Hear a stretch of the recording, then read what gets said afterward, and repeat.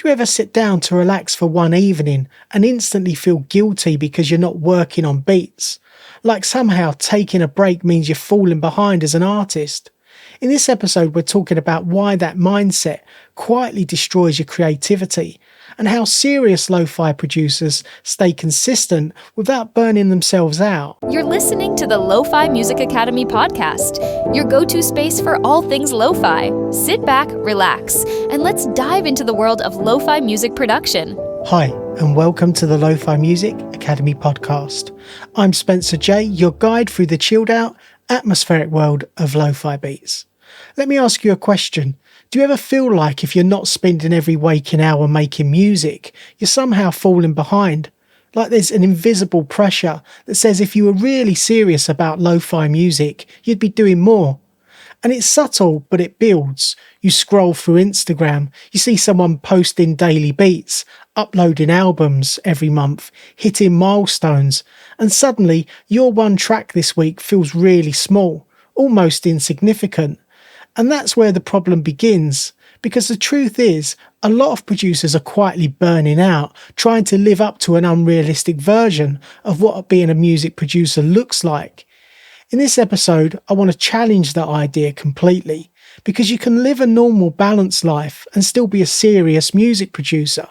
In fact, if you want longevity, creativity, and consistency, it's not optional, it's essential. Okay, let's get into it. Let's define this properly. When I say living a normal life, I'm not talking about giving up on your goals or treating music like a casual hobby. I'm talking about having structure, having space, having relationships, rest, and routines that support you as a human being, not just as a music producer. Because here's what often happens. Music starts as something peaceful, something expressive, but over time it becomes tied to pressure, output, expectations, and suddenly, instead of creating music to feel good, you're creating music to keep up. That shift is dangerous. A normal life means you're not sacrificing your mental health just to stay active. It means you're not measuring your worth by how many beats you made this week. It means your identity isn't fragile, dependent on your productivity. And ironically, when you do have that balance, your music actually improves.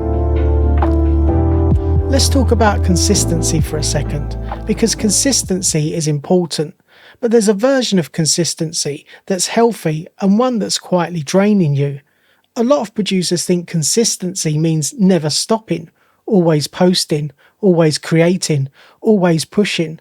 But what that actually turns into is this constant background pressure in your mind.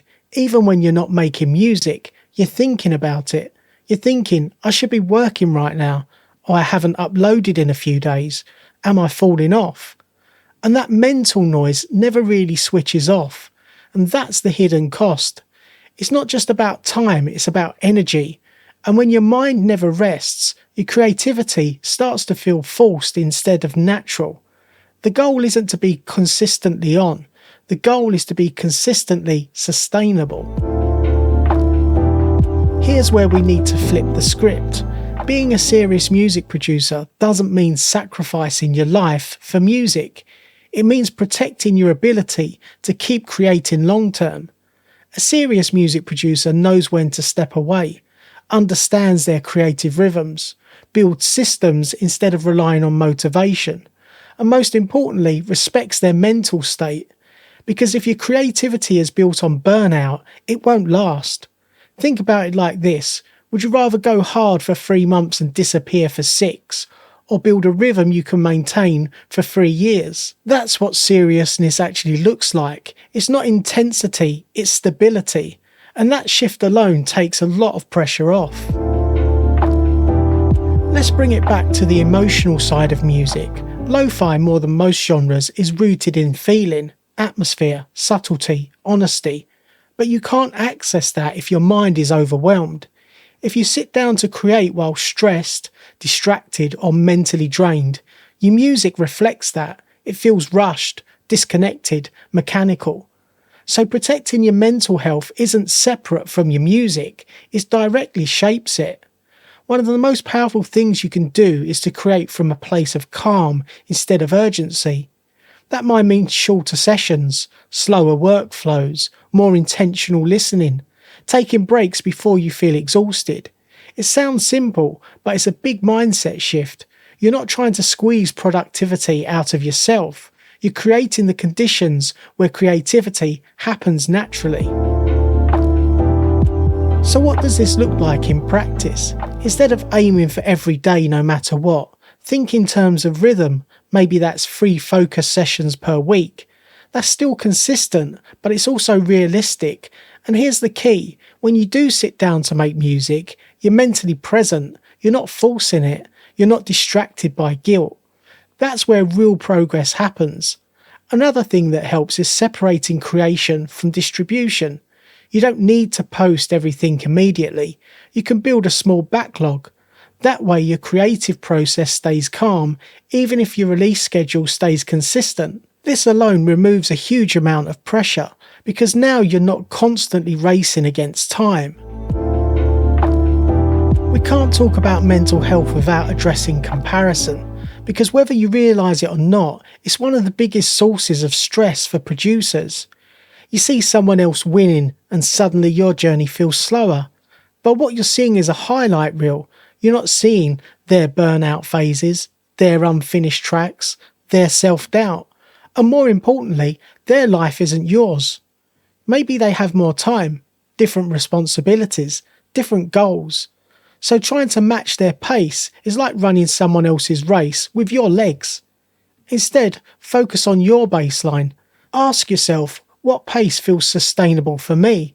What level of output keeps me creative and not drained? What kind of life do I actually want alongside music? Those answers matter more than any algorithm. So let's bring this all together. You don't need to choose between being a serious producer and living a normal life. In fact, the more grounded your life is, the better your music becomes. Because you're not creating from pressure, you're creating from clarity. And that's the energy people connect with in lo-fi. So if you've been feeling overwhelmed, if you've been questioning whether you're doing enough, take this as a reset.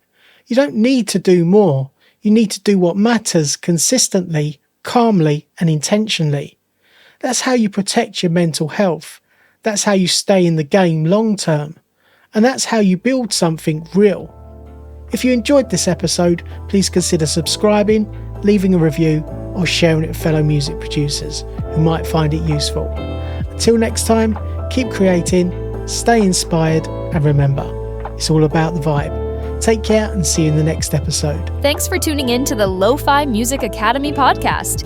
If you're ready to start making lo-fi music and want to go even deeper, grab your free guide. Discover the 6 essential steps to create a release-ready lo-fi track from scratch. Whether you're using budget gear in your bedroom or a small home studio, this guide will help you get that polished, dreamy lo-fi sound you're after.